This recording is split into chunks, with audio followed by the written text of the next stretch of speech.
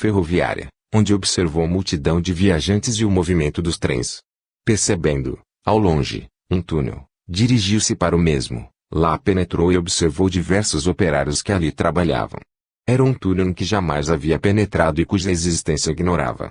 Voltando ao quarto, viu o criado abrir a porta, entrar, sondar o ar, precipitar-se para o leito, sacudir vivamente o corpo de seu patrão, assistindo ele a tudo, ao seu lado, em espírito. Em seguida, o criado apressou-se a abrir a janela do quarto e uma súbita torrente de ar fresco despertou o tenente, que logo lhe perguntou o que havia ocorrido e pelo mesmo soube que o ar estava saturado de gás carbônico e que por um instante fora considerado morto. Então o tenente lhe perguntou como tivera a ideia de ir naquele momento ao seu quarto e o criado lhe disse que experimentara a necessidade súbita e irresistível de ir imediatamente regular a tiragem da pequena chaminé. O fato é que, se o criado não houvesse acorrido, o oficial estaria morto e o seu espírito não teria podido reintegrar o seu corpo. No dia seguinte foi ele ao túnel que visitara como espírito e lá reconheceu todas as coisas que havia visto. Do mesmo modo, interrogou um locatário vizinho e soube que ele estivera ocupado, naquela hora, no mesmo desenho que pôde ver. Tais são os fatos. Pois bem, apesar da natureza deles, meu noivo ainda não acredita na sobrevivência da personalidade consciente depois da morte do corpo. Faço notar que a noiva do tenente teve verdadeiramente razão de se espantar com o ceticismo persistente, não obstante a experiência significativa pela qual ele passou, porque o fato é de tal modo excepcional que constitui o único documento do gênero contido nos meus arquivos, em que estão classificados 158 casos de bilocação. Para estabelecer contraste com o caso negativista citado, narrarei um caso diametralmente oposto, a juntar aos outros já relatados e em que o seu protagonista é um doutor em medicina. Caso 21 Tiro da Lid, 1932, pág. 40. O Dr. Overend G. Rose conta ter sido projetado violentamente ao solo por um cavalo desenfreado, ferindo-se gravemente. Ele foi levantado e considerado morto por 2 homens, que presenciaram o acidente, decorrendo 5 horas antes que voltasse a si. O médico assim se exprime: durante o meu desmaio, vi o meu próprio corpo estendido por terra e os 2 homens que o ergueram. Ouvi-os murmurar que eu estava morto e assisti ao meu transporte para uma casa vizinha. Pouco depois chegaram 2 médicos que, por todos os meios, tentaram fazer-me voltar à vida e, durante as longas horas decorridas antes de alcançarem o resultado, estive constantemente a observar a cena. Eu flutuava acima de meu corpo, numa atmosfera tépida e radiosa. Não há palavras com que se possa exprimir o sentimento de paz e bem-estar que me invadiu, mas logo ouvi uma voz, não sei como, a me murmurar que eu devia preparar-me para reintegrar o meu corpo, e foi por isso que, apenas nele reentrei, disse aos médicos que certamente ficaria curado. As circunstâncias dignas de nota, em minha estranha experiência, são as seguintes: em primeiro lugar, eu nunca vi os 2 homens que me ergueram que eram pessoas desconhecidas, de passagem pelo local, contudo eu lhes descrevi os rostos, as roupas, cavalos e capas que atiraram numa cerca para correrem em meu auxílio. Em segundo lugar, mesmo em estado de inconsciência completa, possível me foi descrever minuciosamente aos médicos as peripécias de meu transporte para uma casa estranha, bem como as condições internas de meus ferimentos, e tudo isto porque a minha personalidade consciente se achava exteriorizada, fora do corpo, e assim foi capaz de observar melhor ainda do que se estivesse em meu corpo. Declaro que este acontecimento extraordinário me levou à certeza experimental de que há uma vida além túmulo, na qual não há necessidade do corpo carnal para enxergar, ouvir, pensar, vida esta em que conservamos inalterada a nossa personalidade terrestre. Pelo Dr. Overend G. Rose 8 Royal Terrace, eu tenho além do interessante fenômeno psicológico de indiscutível convicção espírita dos que experimentaram assim o fenômeno de bilocação, convém acrescentar, no episódio exposto, a importante concordância entre a impressão experimentada pelo Dr. Rose e a do protagonista do caso 12. Em ambos os casos, eles ouviram uma voz misteriosa que lhes anunciava, em termos algo diferentes, a mesma coisa, isto é, que deviam preparar-se para retornar para os seus corpos. Fenômenos de alucinação? Intervenções espirituais? A falta de provas adequadas num sentido ou no outro, resta, no momento, tomar boa nota de tais concordâncias altamente sugestivas. Caso 22 tiro este episódio do Journal of the American SPR. 1918, pág.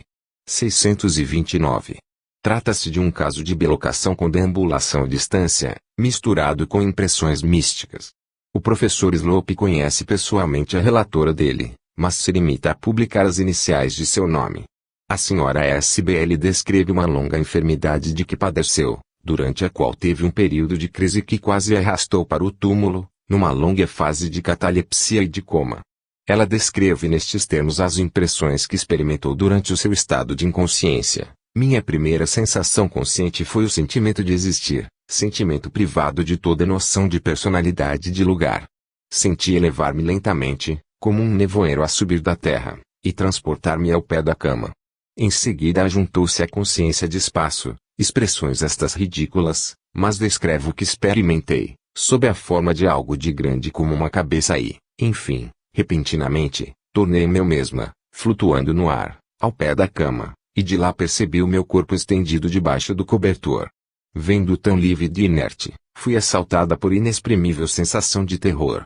Vi o médico curvado sobre mim, a mão tatear meu pulso e, intuitivamente, compreendi que, nesse momento, para ele só havia um interesse no mundo, o de perceber a minha pulsação. Por detrás do médico vislumbrei um fantasma maior do que ele, fantasma cuja existência nunca pude explicar, visto que eu percebi as pessoas presentes sob o seu aspecto natural. Voltando-me, vi uma mesa encostada à parede e que tinha forma de um tampo emburcado. Jamais havia visto coisa semelhante.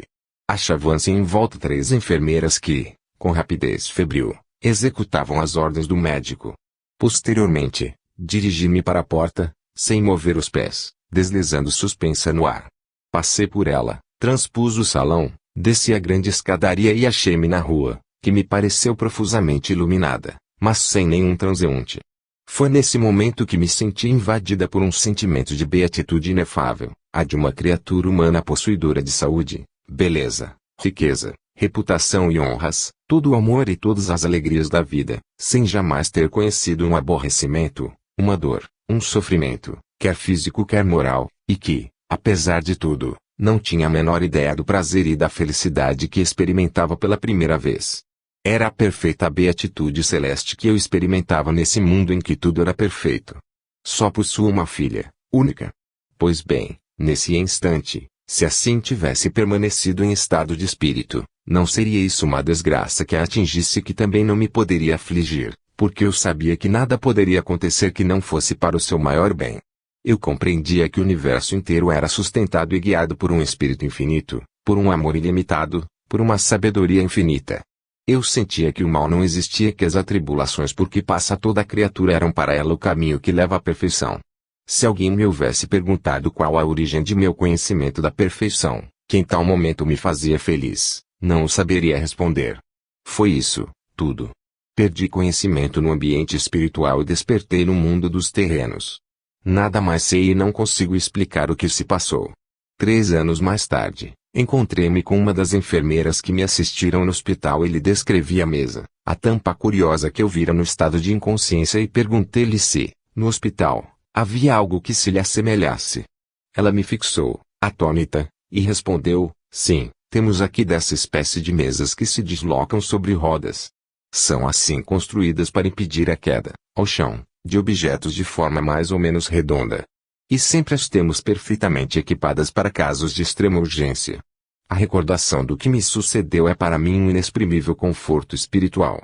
Do ponto de vista dos fenômenos de bilocação, nada de particular se observa no caso exposto, que se desenrolou normalmente, salvo as habituais variantes de ordem secundária, e isso confirma, provavelmente, as idiosincrasias especiais a cada ser humano ou confirma ainda a natureza da moléstia ou dos acontecimentos que determinam o desdobramento. Quanto às impressões místicas pelas quais foi revelada à paciente a solução radiosa dos mais formidáveis e mais perturbadores mistérios do ser humano, direi que, nada podendo ser provado a respeito, só nos resta confrontá-las com as revelações análogas relatadas por pessoas em êxtase, sonâmbulos em hipnose profunda, grandes médiuns de revelações transcendentais. Recordo, finalmente, que, no caso 17, outra narradora conta ter experimentado impressões idênticas, reveladoras dos mistérios do ser humano. Caso 23, poder-se afirmar que o episódio seguinte, ocorrido durante o sono normal, seria considerado como um sonho puro e simples, Mas seria também preciso levar em consideração a circunstância de o percipiente despertar em estado de vida e de sensibilidade diminuídas, circunstância que atesta abertamente que se havia produzido um acontecimento bem diferente de um simples sono. Extraio o caso de British Journal of Psychical Research, 1928, pág. 26. O professor F. Lanning publicou uma obra intitulada Extracorporal Consciousness, em que cita, entre outras coisas, a relação de um fato ocorrido com um amigo, que conta o seguinte: eu tomava pensão numa hospedaria chamada Sheridan Inn e durante o dia inteiro permaneci em meu quarto à espera de que o meu amigo Erin me viesse procurar para a assinatura de um ato legal. Depois de ter comido, deitei-me na cama e comecei a ler, quando então fui tomado por uma sonolência que não pude resistir, coisa que muito me contrariou, porque eu estava lendo o jornal de Amiel, que muito me agradava e eu preferia continuar a leitura. Mas tudo foi inútil e adormeci bruscamente. Logo depois tive a impressão de haver abandonado o corpo. Voltei-me e, percebendo encurvado, numa posição incômoda, surpreendi-me ao verificar que se pudesse adormecer em semelhante posição. Tive a ideia de sair e dirigi-me para um corredor, passando pela porta, mas isso, evidentemente, pela força do hábito, visto que igualmente poderia atravessar a parede. Eu não movi os pés, porque, para ir a qualquer lugar, bastar-me-ia desejá-lo, o que não impedia de ver-me dono de pernas, braços e o resto do corpo e de me sentir melhor do que de ordinário. No corredor não havia pessoa alguma, a não ser um negro que encerava o assoalho. Fiquei defronte dele, mas pareceu não dar por mim. Compreendi então que me tornara invisível, o que tanto mais aumentava a minha curiosidade. Divertia-me, pois, em passar defronte por detrás dele, em tocá-lo, mas nunca ele lançou um olhar para mim. A coisa me divertia, porém veio-me então o pensamento de que, se alguém me fosse procurar e despertasse meu corpo de seu sono, enquanto eu me achasse fora dele, disso poderia resultar complicações, talvez pouco agradáveis. Imediatamente retornei através da madeira da porta e, quando cheguei ao pé de minha cama, meu corpo me sugou imperiosamente, absorvendo-me pelos pés. Foi bom que tal ideia me acudisse ao espírito, porque logo a senhora Canfield, dona da hospedaria, bateu à porta e me pediu licença para tirar o seu roupão. Estando a hospedaria cheia, havia ela me cedido o seu próprio quarto. Quando ela foi-se embora, percebi um fenômeno inquietante, eu não conseguia ver normalmente. Procurei reencontrar a leitura do jornal de Amiel, porém não distinguia mais as letras. Via bem as sombras dos móveis e dos tapetes, mas não percebia mais meu rosto no espelho. Esse fenômeno perturbador durou o dia inteiro e, quando me sentei à mesa, não consegui ler o cardápio. Finalmente, quando acabei de comer, minha vida tornou-se normal. O professor Lanning observa, a última parte desta relação sugere irresistivelmente a ideia de que a fusão da segunda personalidade com o corpo físico tenha ficado imperfeita e essa eventualidade está de acordo com outros relatos publicados em The Occult Review. Por mim, repito o que disse no começo, isto é, que o fato das condições anormais, nas quais se encontrava o protagonista após o seu despertar, demonstra evidentemente que o episódio narrado não foi um sonho, mas que se trata de um caso autêntico de bilocação. Caso 24. O Sr. Sylvain J. Moudon, autor da interessantíssima obra The Projection of the Astral Body, dirigiu a The Occult Review, julho de 1932, uma série de vários episódios recolhidos por ele mesmo. No caso seguinte, a protagonista desdobrada tem a visão de sua própria avó falecida. Seu nome não foi mencionado, porém o Sr. Moudon o comunicou, assim como seu endereço, ao diretor da revista. A Sra. VDS, de New Jersey, Estados Unidos da América, escreve: quando eu estava enferma no grande hospital de Pittsburgh, fui submetida a grave operação. Pela primeira vez em minha vida, foi-me administrado um anestésico. Apenas comecei a respirá-lo, experimentei uma sensação maravilhosa de bem-estar e de beatitude, mas com grande surpresa minha, vi-me em companhia do médico e da enfermeira e, diante de mim, estendida na mesa de operações, o meu corpo inerte e sem vida. Notei os frascos e os instrumentos cirúrgicos depositados numa mesa ao lado e observei, mesmo, que uma das enfermeiras tinha o toucado de través, o que me pareceu cômico. Fui levada a olhar para o ar e vi chegar a mim, através do teto, minha querida avó, falecida há 10 anos passados. Ela se aproximou de mim e me tomou pela mão, dizendo que era preciso andar depressa, porque o tempo disponível era curto. Passamos, em seguida, através do teto, tão facilmente como teríamos passado através de uma cortina de fumaça. Achamo-nos fora, numa atmosfera luminosa em que minha avó chamou a minha atenção para uma paisagem que me era familiar, mostrando-me a casa em que eu residia, cercada de árvores magníficas. Quando eu me extasiava com tal perspectiva, minha avó exclamou: "Não temos mais tempo. É preciso que volte para o seu corpo." E, antes mesmo que pudesse responder, acordei em meu leito e percebi uma enfermeira curvada ansiosamente sobre mim. Eis o que me é dado relatar sobre a minha experiência de desdobramento, que foi para mim poderosa revelação. Se o que me aconteceu deve se repetir no momento da morte, então é inútil temer a morte. Não é preciso se insistir sobre a aparição de uma pessoa morta no caso exposto, visto que não são circunstâncias de fatos que demonstram a existência objetiva dela. Entretanto, mesmo a priori, poder-se-ia racionalmente admitir que, durante o estado de bilocação de vivos, casos se produzem em que o vivo desdobrado, isto é, achando-se nas condições temporárias do espírito desencarnado, tem a visão de espíritos definitivamente mortos. Assim sendo, o caso exposto, como o caso 22, em que se verificou uma outra visão de fantasma, como ainda nos casos 12 e 21, em que as pessoas ouviram uma voz misteriosa lhes informar que a hora suprema para eles não era chegada, são episódios que não deixam de ter certo valor teórico, porquanto demonstram que as induções a priori, longe de serem contraditas a posteriori pelos fatos, são, antes, confirmadas por eles. Citarei mais adiante casos de bilocações no leito de mortos, com aparições de defuntos nitidamente caracterizados. Caso 25 extraio este outro exemplo do livro do Dr. Paul Gibier intitulado Analyse des choses, Análise das Coisas, pag. 142.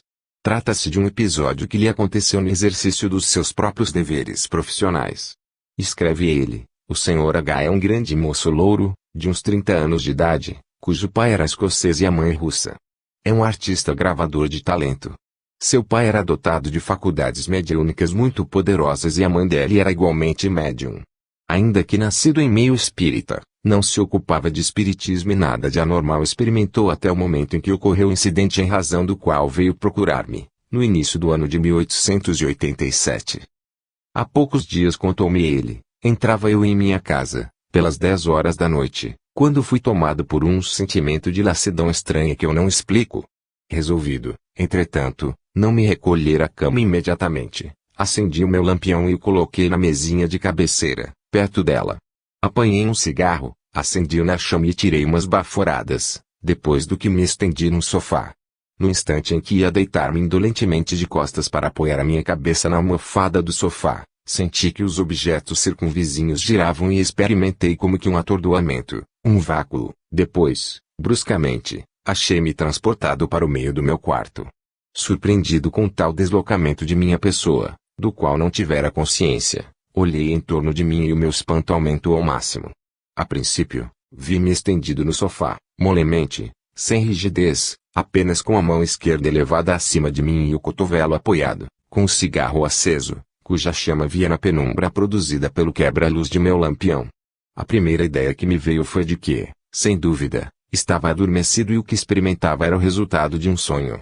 Entretanto, confesso que jamais me aconteceu coisa semelhante que me parecia tão intensamente a realidade.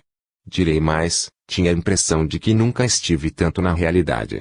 Também, considerando que não podia tratar-se de um sonho, o segundo pensamento que me ocorreu subitamente foi o de que estava morto e, ao mesmo tempo, me recordava que ouvira dizer que há espíritos e pensava que eu mesmo me tornara um espírito. Tudo o que pude aprender sobre o assunto se desenvolveu longamente, porém em menos tempo do que o necessário para pensar nisto, diante de minha percepção interior. Recordo-me muito bem de ter sido então tomado por uma espécie de angústia e o lamento de coisas inacabadas, parecendo a minha vida como uma fórmula. Aproximei-me de mim, ou, antes, de meu corpo, ou do que eu já acreditava ser meu cadáver. Um espetáculo, que eu não compreendi imediatamente, chamou a minha atenção. Eu me vi respirando, porém, mais do que isso, vi o interior de meu peito e o meu coração aí batia lentamente, com batidas leves, porém com regularidade. Vi o meu sangue vermelho como fogo, correr por grossos vasos. Nesse instante, compreendi que devia ter tido uma síncope de um gênero particular, a menos que as pessoas que têm uma síncope, menos no meu caso, Não se lembrem mais do que lhes aconteceu durante o seu desmaio, e então eu temi não me recordar de mais nada quando volvesse a mim. Sentindo-me um pouco tranquilo, lancei os olhos ao meu redor, perguntando-me quanto tempo isso ia durar. Depois já não me ocupei mais de meu corpo, do outro eu que repousava no móvel. Olhei o lampião que continuava a arder silenciosamente e me lembrei de que ele estava bem perto de minha cama e poderia comunicar o fogo às cortinas.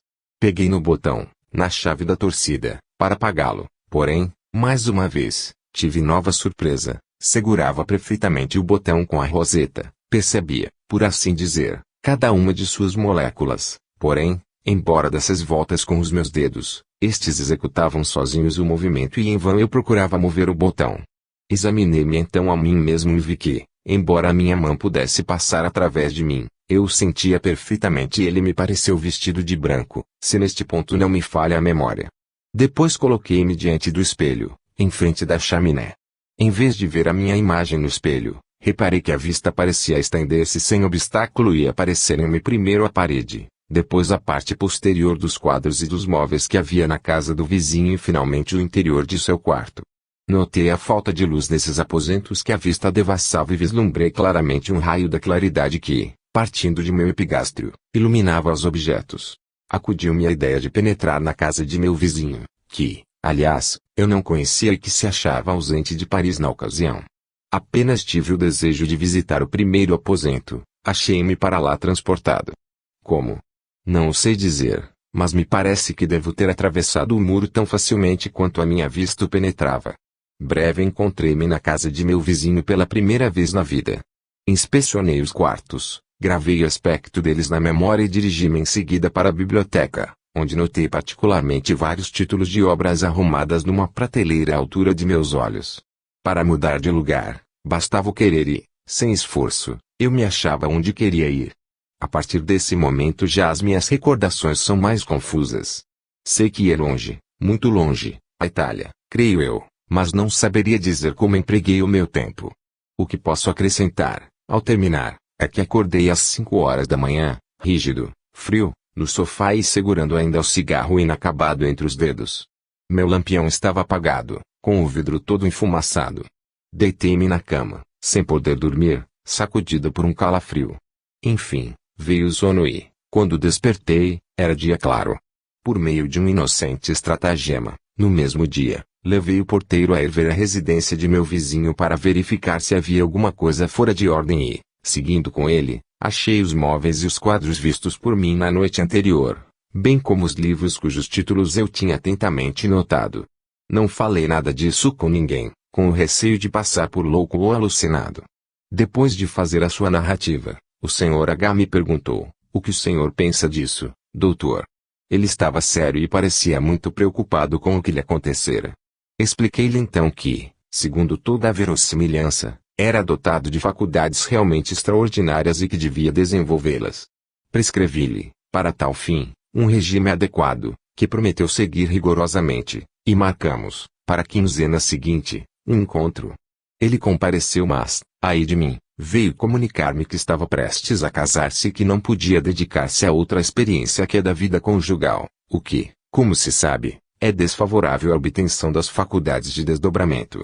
Este último caso pode servir de exemplo típico para a primeira categoria. As características que lhe fixam a fenomenologia aí se acham reunidas a começar pela consciência pessoal que está transferida integralmente ao duplo exteriorizado, e isto a ponto de fazer o sensitivo experimentar o sentimento que jamais existiu tão plenamente e também tão realmente, para passar a outras experiências, encontrar-se existindo na forma humana, tentar inutilmente manipular objetos familiares com dedos etéreos, perceber o interior de seu próprio corpo físico, enxergar através dos corpos opacos, atravessar facilmente as paredes com seu próprio corpo fluídico, vagar à distância com percepções exatas de lugar e de situações ignorados, transportar-se instantaneamente para qualquer lugar por um simples ato de vontade, características todas substanciais, em suma, que particularizam o desenvolvimento das manifestações aqui estudadas, características cuja plena concordância é indispensável para conceder aos fenômenos de bilocação o valor dos fatos de ordem objetiva.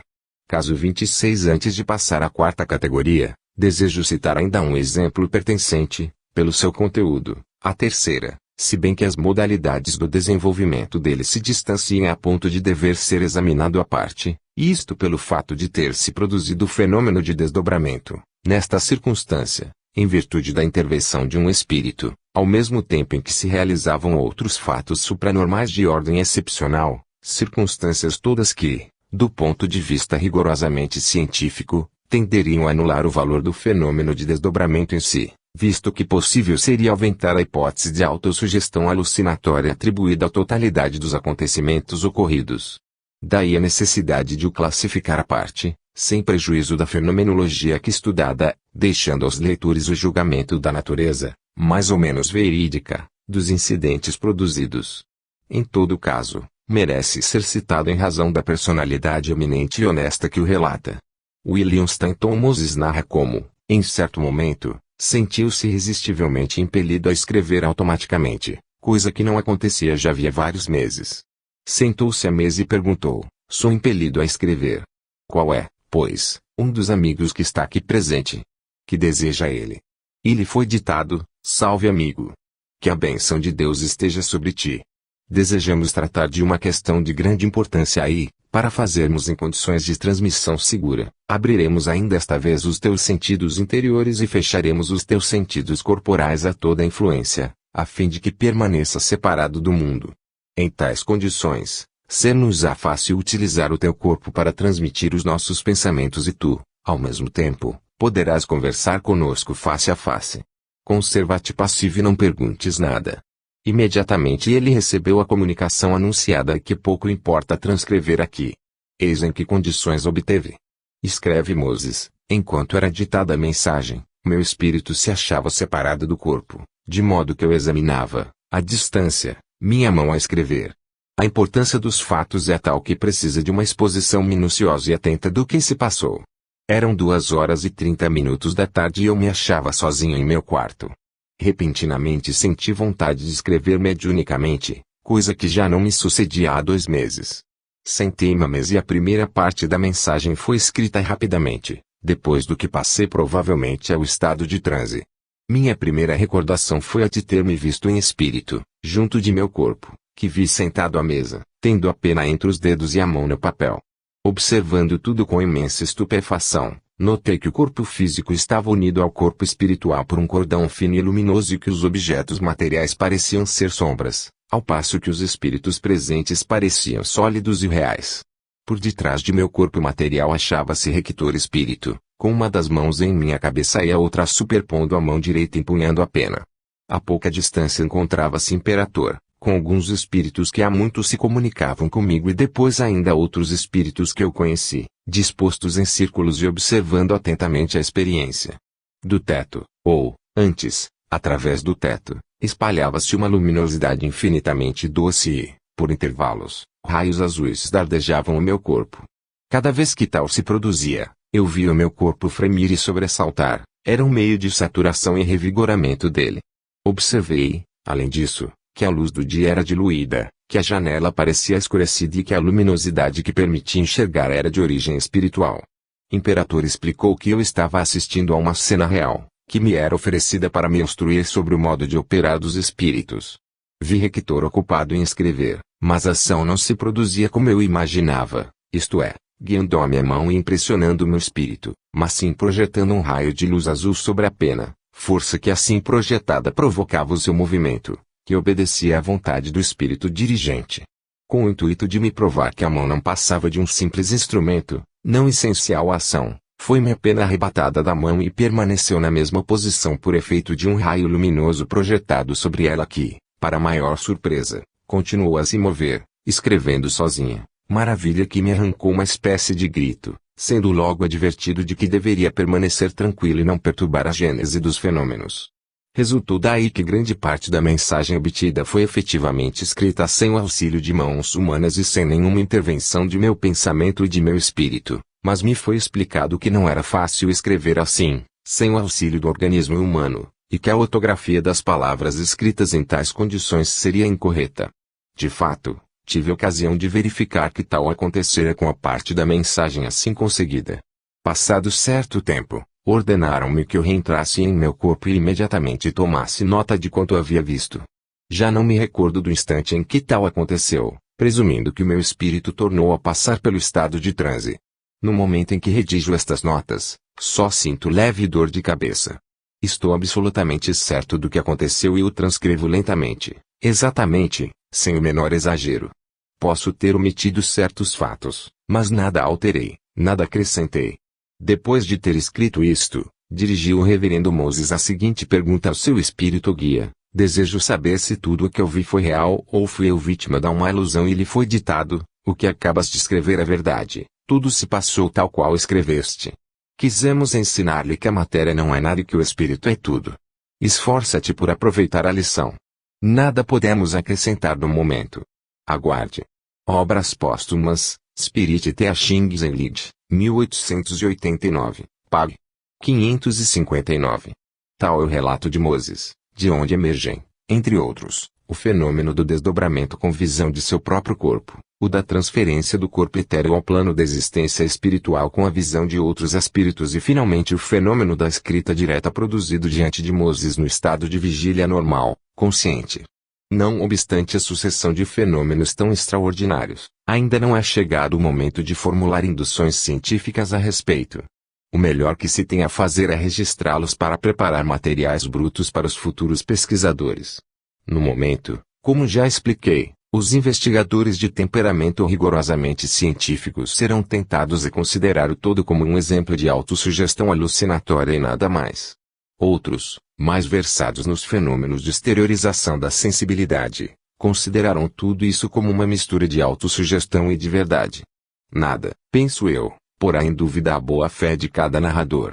Por mim, limitar-me-ei a assinalar as concordâncias existentes entre as particularidades do desdobramento referido por Moses e as que foram precedentemente expostas. A anotar o detalhe do cordão luminoso que ligava o corpo etéreo ao organismo corporal, detalhe já encontrado em relação anterior e que será repetido em alguns casos a seguir.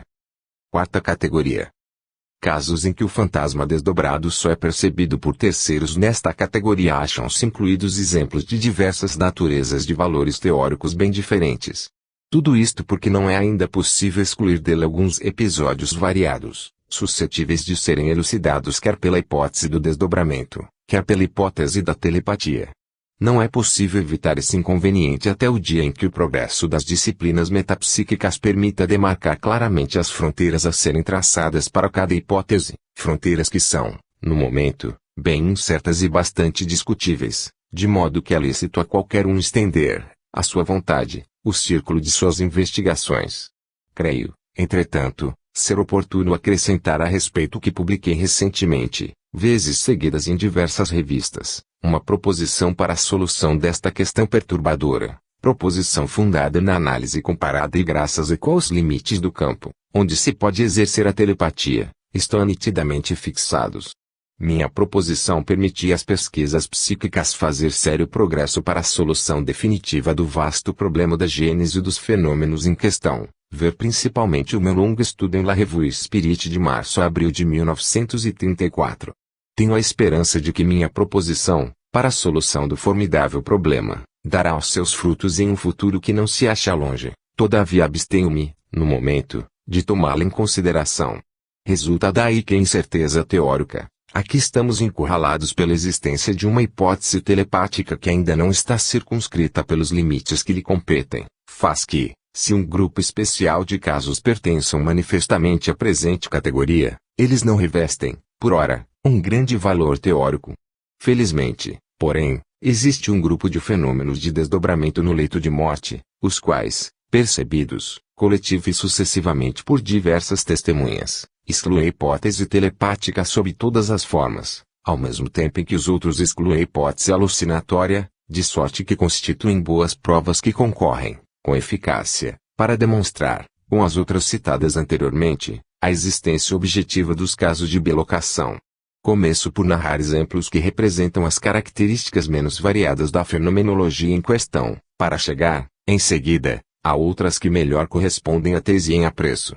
Caso 27. Neste primeiro exemplo, as duas hipóteses supracitadas defrontam-se face a face com pretensões que sensivelmente se fazem valer. É, aliás, um exemplo representando um tipo de fatos que frequentemente ocorrem nos anais da telepatia. Tiro do vol. 9 Pag 445, dos Proceedings of TSPR foi estudado e narrado pelo Dr. Dixon. A percipiente, Sra. Chagrin, conta o seguinte: certa manhã, pelas 10 horas e antes de ter feito os meus deveres domésticos, estava eu a pentear-me quando vi aparecer no espelho a figura do Sr. Hendrickson, que parecia caminhar na ponta dos pés e com as mãos estendidas para a frente, de modo que pensei que ele queria pousá-las sobre os meus ombros. Ouvi os seus passos bem como o ranger dos sapatos. Surpresa, voltei-me para ir ao seu encontro, de sorte que o vi no espelho e depois no quarto. Voltando-me, exclamei: mas sois vós realmente? Estou dizendo, vi-o desaparecer. Sua aparência era perfeitamente natural e estava vestido como sempre o via. No dia seguinte aconteceu-me procurar uma amiga, que também era amiga da família Hendrickson. Apresentando-me ocasião propícia para informar-me sobre o local da residência dessa família, detalhe que ignorava pelo fato de ter eu, durante 4 anos, residido no sul e a família Hendrickson ter deixado a região antes de meu regresso, perguntei-lhe se o Sr. Hendrickson ainda estava vivo, pois havia sido informado de que ele ficara tísico. A minha amiga me respondeu que, segundo notícias recentes, devia ainda estar vivo. Contei-lhe, pois, que o havia visto na véspera, pela manhã. A amiga não se mostrou surpresa e considerou a aparição como uma predição de morte iminente do enfermo, acrescentando em seguida: a notícia de sua morte não me surpreenderia, porque, em sua última carta, ele me contara que havia tido uma hemoptise. De qualquer modo, escreverei à família dele, sem demora, para saber se está vivo ou morto. Passados alguns dias, veio a resposta na qual a Sra. Hendrickson informava que ele ainda vivia, mas que não alimentava esperança alguma de curá-lo. Após o que acrescentou ter-lhe dito seu marido que me vira em sonho na mesma manhã em que eu vira. Anotou também que o enfermo descrevera meu quarto, ainda que nunca houvesse visto, e fizera a seguinte declaração quanto à minha pessoa: ela me pareceu bem maior e mais forte que antes, o que corresponde à verdade, porque eu cresci e fiquei mais gorda, principalmente durante os 4 anos decorridos desde a última vez que o vi. A viúva do Sr. Hendrickson escreveu ao Dr. Dixon para confirmar o relato da Sra. Chagrin e também o da Sra. Dora Edenhoff, a amiga de que fala a autora do testemunho. Como já o disse, os casos análogos ao precedente podem ser explicados, mais ou menos, pela hipótese da telepatia recíproca, o que leva a estabelecer, segundo esta hipótese, que, tendo o Sr. Hendrickson, em sonho, dirigido seus pensamentos para a Sra. Chagrin, teria, desse modo, provocado nesta última uma alucinação verídica e, a seu turno, a Sra. Chagrin, superexcitada pela visão produzida, teria determinado o fenômeno análogo no Sr. Hendrickson. Sobre outro aspecto, o fato de o Sr. Hendrickson ter descrito o lugar em que se achava a Sra. Chagrin, bem como a mudança que lhe sobreveio no físico, seria favorável à objetividade da aparição. Esta circunstância coincide, de uma parte, com tudo o que vimos desenrolar nos casos melhor estabelecidos de desdobramento com deambulação à distância e, de outra parte, seria dificilmente explicável só pela hipótese telepática. Caso 28 extraio este caso da Revue d'Incertitudes Psíquicas, 1902, Pag. 151. O Sr. GPH, membro da Society for Psychical Research, pessoalmente conhecido do diretor da revista, Sr. César Edvesme, remeter a narração de um importante caso psíquico ao jornal The Spectator. Essa narração provocou a remessa de uma carta confirmativa por parte da pessoa interessada no mesmo caso. Eis aqui a carta, senhor diretor de The Spectator, a carta que vos foi remetida pelo Sr. GPH e que publicastes em vossa edição de 1º de junho sob o título A Casa do Sonho, evidentemente se refere a um sonho tido por minha esposa, já falecida. A narrativa exata em suas linhas gerais, ainda que eu não consiga reconhecer a identidade de vosso correspondente. Mas a mesma história foi narrada menos exatamente nos diários de Simon Stuart Grant Duff, citado em vosso artigo de 25 de maio. Não será, pois, inútil fazer uma curta exposição desse acontecimento.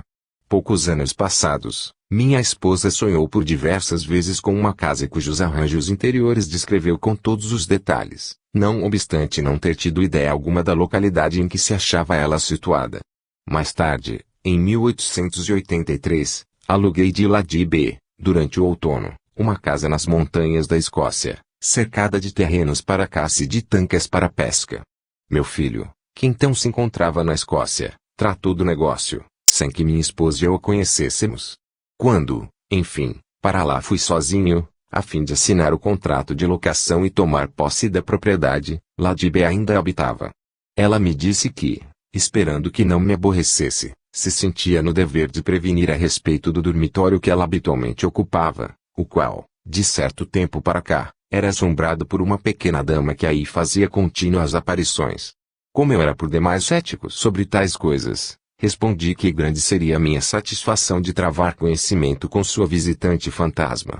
Deitei-me, pois, em tal quarto, porém não tive a visita de fantasma algum.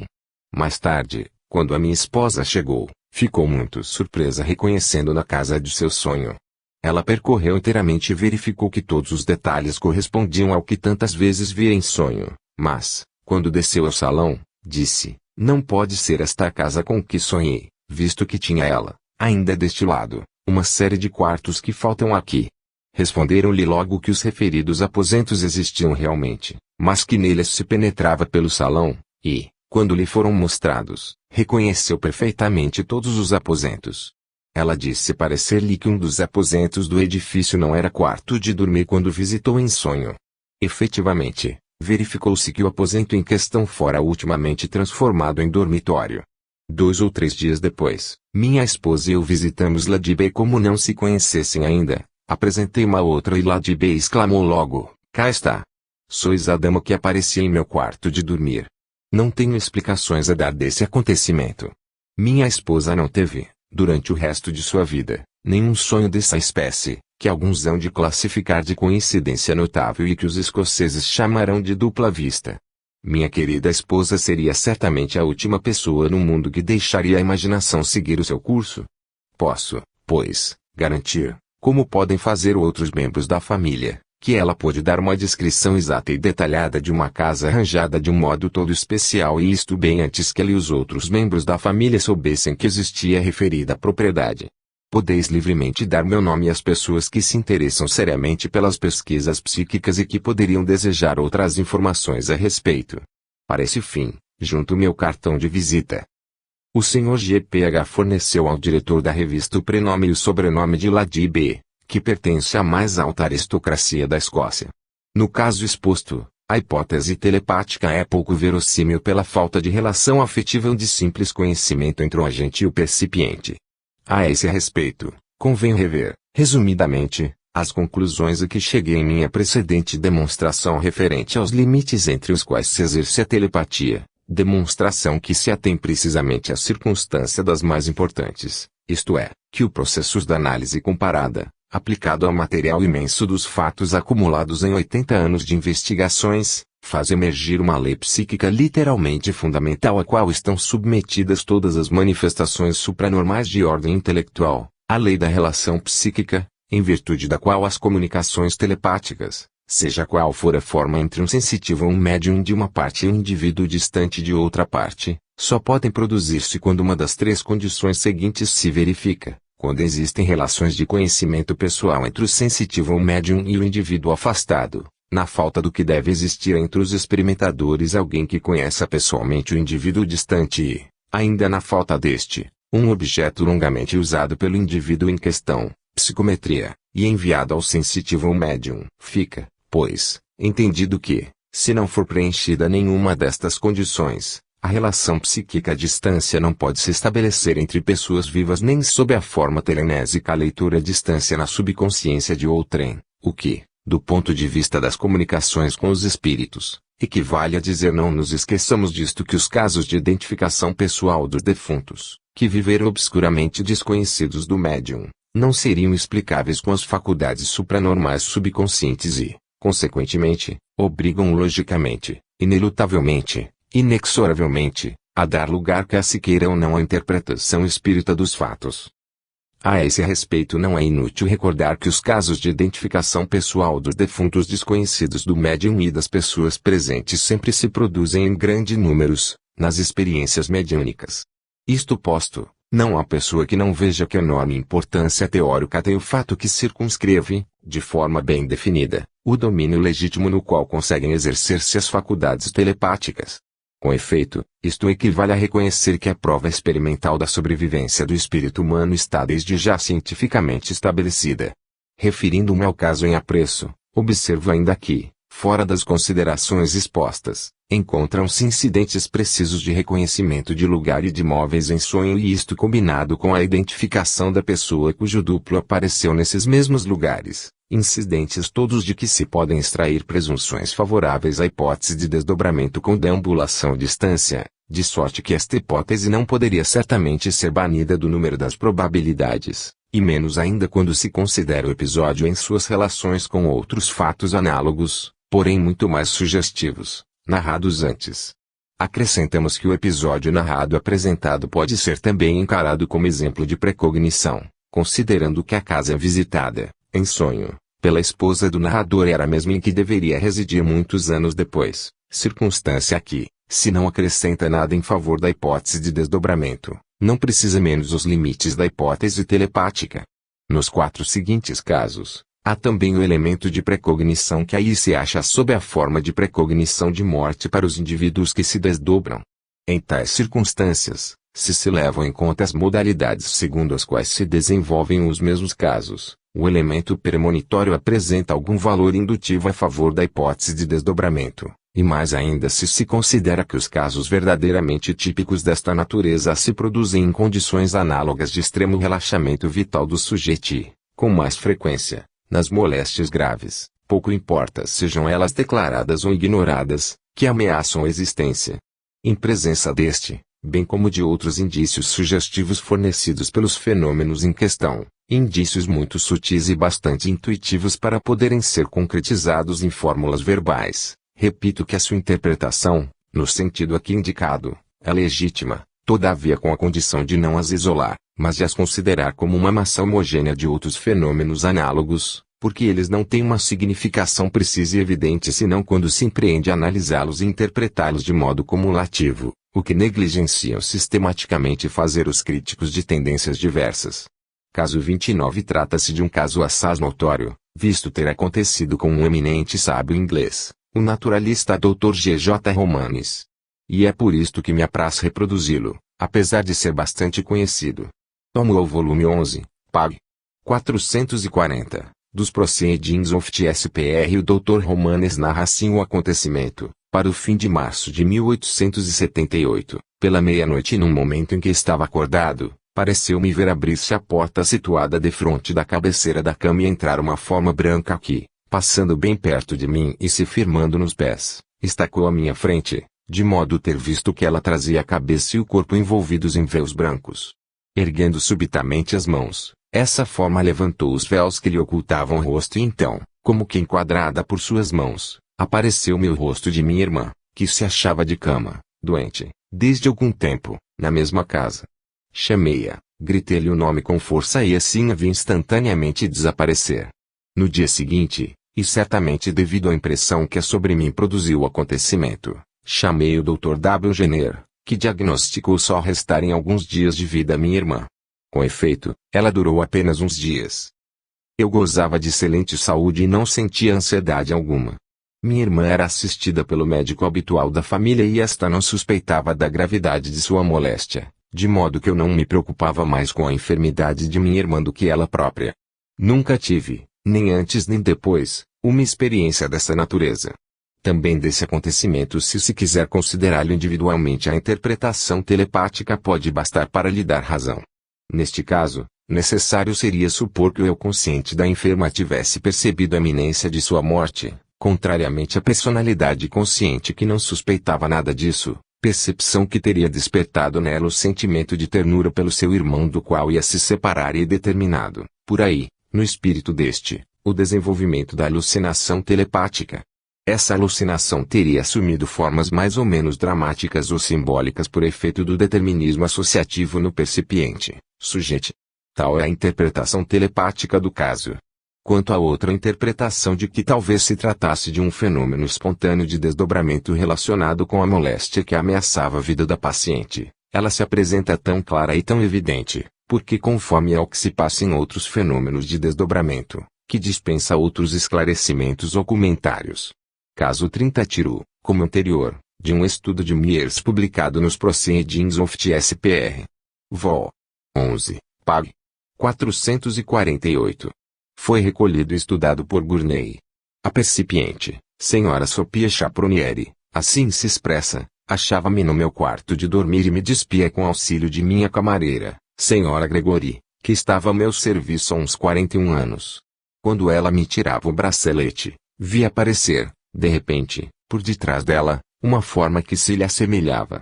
A senhora Gregory gozava então de perfeita saúde e eu exclamei, mas como, senhora Gregory, vejo o seu duplo neste momento. Ao que ela respondeu, sorrindo, verdade, senhora. E não deu absolutamente demonstração de estar impressionada. No domingo seguinte, declarou não se sentir bem. Chamei um médico, que diagnosticou ligeira indisposição. A despeito desse diagnóstico benigno, na quarta-feira à noite morreu repentinamente, pouco mais ou menos à mesma hora em que, uma semana antes, o seu duplo me havia aparecido. O fato passou-se há 15 anos. Sophia Chapronieri. Gurney acrescenta as seguintes particularidades. Fui à casa da senhora Chapronieri para interrogá-la sobre o caso em questão. Ela me declarou que nunca teve outras visões ou alucinações. O duplo que vira possuía toda a aparência de uma pessoa real e reproduzia perfeitamente o aspecto da senhora Gregory, cuja morte foi súbita.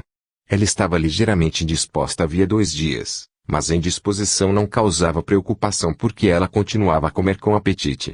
A filha da senhora Chapronieri confirmou lembrar-se exatamente do modo pelo qual sua mãe falava da aparição no instante em que ela ocorrera, isto é, uma semana antes da morte senhora Gregory.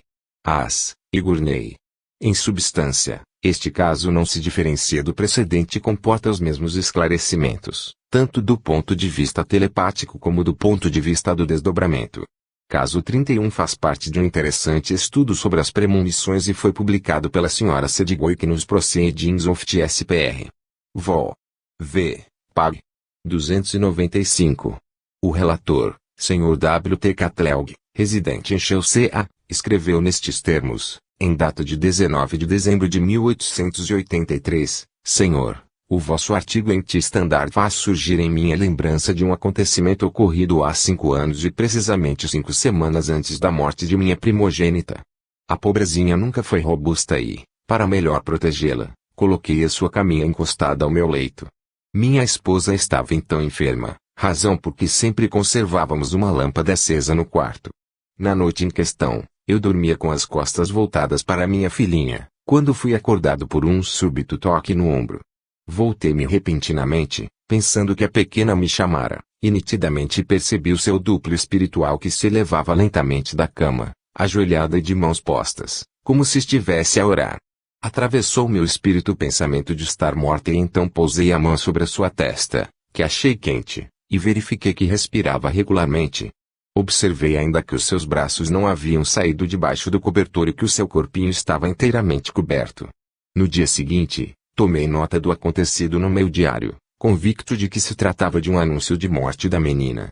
Aparentemente ela gozava de boa saúde e, ainda durante 5 semanas, tudo corria bem, mas, na sexta-feira, o anjinho sucumbiu a um ataque de meningite tuberculosa. W. T. Catleug. Em uma segunda carta sua, o Sr. Catleug acrescenta os seguintes detalhes: não fui mais testemunha de nenhuma aparição do gênero, como não mais experimentei sensações alucinatórias de contato.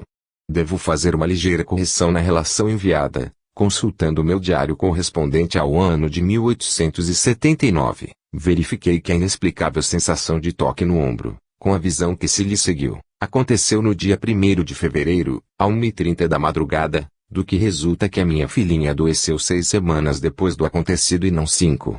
Se tratasse de um sonho, eu não me teria dado o trabalho de escrever nele.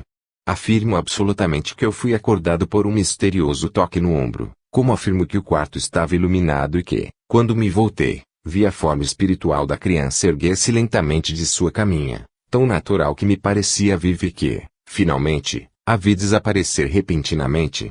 Eu não estava preocupado com a sua saúde. Ainda que nervosa e delicada, nunca teve indisposições sérias, nem mesmo as habituais doenças da infância, e então gozava de melhor saúde do que nunca. A senhora Catleug, a mãe, confirmou todos os pontos da narrativa de seu marido. O caso exposto, ainda que não diferindo dos dois outros citados, não parece menos dificilmente explicável pela hipótese telepática, tendo-se em conta que a protagonista era uma criança e, em consequência, seria logicamente inverossímil supor que seu eu subconsciente, tendo tido, quando dormia, conhecimento de sua morte próxima, pudesse fazer surgir, em seu pequeno cérebro, reflexões adequadas e, em seguida, causar sentimentos de ternura filial para com seus desditosos progenitores de modo a provocar uma alucinação tátil e outra visual em seu pai, o que, ademais, se mesmo admitida fosse, ainda não explicaria o fato, evidentemente intencional, nesse episódio, de tocar o ombro do percipiente, que acordou e olhou para o lado em que se deu a aparição, nem tampouco explicaria a pose adotada pela mesma aparição, que, como bem observou a senhora Sedgwick, demonstrou não ser simples visão pelo fato de se ter mostrado em atitude de oração e subindo ao céu, atitude que, habitualmente, simboliza a partida da alma pela qual ela queria evidentemente transmitir a ideia de morte. Estabelecido, pois, que o processo do fenômeno ultrapassa os limites da hipótese telepática, forçoso é convir que o fantasma aparecido tinha outra origem, de modo que a outra hipótese contrária, isto é, a da possibilidade de desdobramento, se apresenta como a mais aceitável. O fato, porém, é que, mesmo com esta hipótese, não se consegue resolver o mistério da intenção, circunstância que, aliás, não a valida, mas somente prova a necessidade de a completar supondo a intervenção de uma vontade extrínseca, ou mais precisamente, de uma entidade espiritual, que teria provocado e condicionado o fenômeno com o propósito de dispor a alma dos pais para o episódio irreparável que iria acontecer. Esta suposição pode parecer arrojada a qualquer pessoa que não tenha feito pesquisas especiais sobre os fenômenos de premonição, mas que, por vezes, se impõe com evidência irresistível dos fatos aos que são versados nesses estudos. Caso 32. Neste caso, de natureza premonitória, o fantasma ou duplo aparece sob a forma de uma decadência física e psíquica que se realizaria, mais tarde, na pessoa desdobrada. Reproduz o Duval. 11. Pag. 446, dos Proceedings of the SPR foi colhida por Mieres, que conheceu pessoalmente a narradora. No momento em que aquele escrevia, o protagonista do fato se achava vivo, circunstância que obrigou Mieres a ocultar os nomes dos interessados. A narradora percipiente escreve, no decorrer do ano de 1892, achava-me em Paris, na casa de um parente próximo que eu muito estimava. Ele era advogado e se tornara um dos mais hábeis e eminentes do foro. Havia já algum tempo que não se sentia bem e me escreveu, quando residia na Inglaterra, relatou que padecia de abalos nervosos e tinha dificuldade para trabalhar.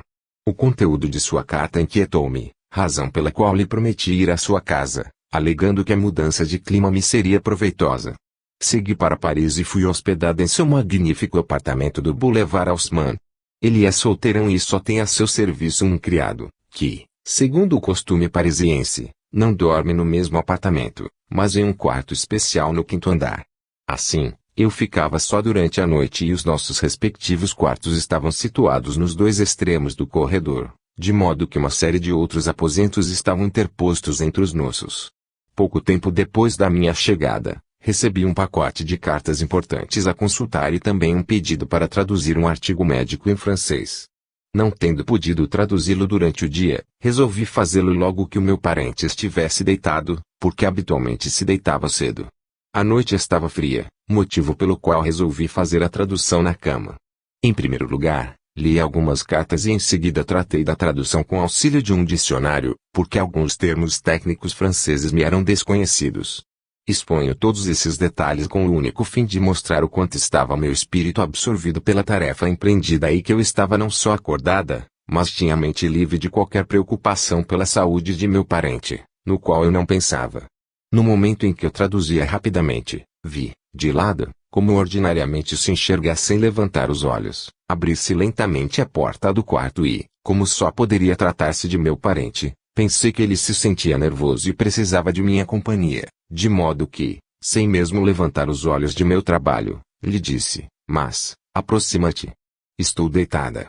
Não obtendo resposta, virei-me para o lado e achei-me diante de uma visão espantosa. Observo aqui que meu parente era um bonito homem sob todos os pontos de vista, alto, bem proporcionado, robusto, de traços regulares, rosto simpático e muito inteligente. Vi entrar cambaleando no quarto, alguém que se lhe assemelhava completamente, mas que parecia reduzido ao último extremo da decadência física e da imbecilidade. Esse corpo prostrado e apagado só media a metade de sua estatura real e as pernas, paralisadas e arrastantes, pareciam